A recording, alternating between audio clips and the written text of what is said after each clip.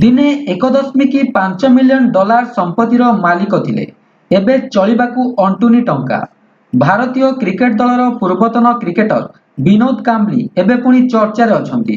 ନିକଟରେ ସେ ଏକ ଇଭେଣ୍ଟରେ ତାଙ୍କର ଭଲ ବନ୍ଧୁ ତଥା ମାଷ୍ଟର ବ୍ଲାଷ୍ଟର ସଚିନ ତେନ୍ଦୁଲକରଙ୍କୁ ଭେଟିଥିଲେ, ଯାହାପରେ ତାଙ୍କୁ ଦେଖି ଲୋକମାନେ ସୋସିଆଲ ମିଡିଆରେ ଅନେକ ଚର୍ଚ୍ଚା କରିବା ଆରମ୍ଭ କରିଥିଲେ। ଭାଇରାଲ ହେଉଥିବା ଭିଡିଓରେ ତାଙ୍କ ସ୍ୱାସ୍ଥ୍ୟ ଅବସ୍ଥା ଅତ୍ୟନ୍ତ ଖରାପ ଥିବା ଦେଖାଯାଉଥିଲା।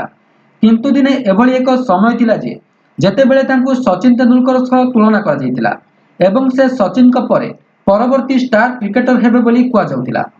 ବିନୋଦ କାମ୍ବଲି ନିଜର ଖରାପ ଅଭ୍ୟାସ ଏବଂ ଖେଳ ପ୍ରତି ଅସାବଧାନତା ହେତୁ ଏବେ ହିରୋରୁ ଜିରୋ ପାଲଟି ଯାଇଛନ୍ତି। ଆଜି ତାଙ୍କର ଅବସ୍ଥା ଏପରି ହୋଇଛି ଯେ ସେ 52 ବର୍ଷ ବୟସରେ 75 ବର୍ଷ ବୟସ୍କଙ୍କ ଭଳି ଦେଖାଯାଉଛନ୍ତି। 1991ରେ ଭାରତୀୟ କ୍ରିକେଟ ଦଳରେ ଡେବ୍ୟୁ କରିବା ସମୟରେ ନିଜ ଖେଳ ସହିତ ଲୋକଙ୍କ ହୃଦୟ ଜିତିଥିବା ବିନୋଦ କାମ୍ବଲି ସେହି ଦିନମାନଙ୍କରେ କୋଟି କୋଟି ଟଙ୍କା ରୋଜଗାର କରିଥିଲେ।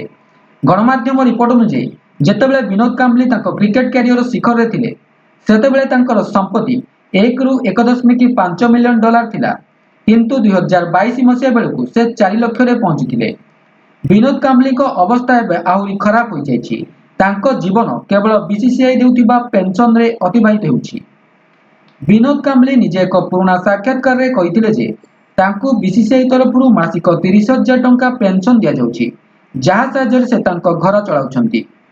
ଭିଡିଓଟି ଭଲ ଲାଗିଥିଲେ ଭିଡିଓଟିକୁ ଲାଇକ୍ କରନ୍ତୁ, ସେୟାର କରନ୍ତୁ ଏବଂ ଚ୍ୟାନେଲଟିକୁ ସବସ୍କ୍ରାଇବ କରନ୍ତୁ। ଧନ୍ୟବାଦ।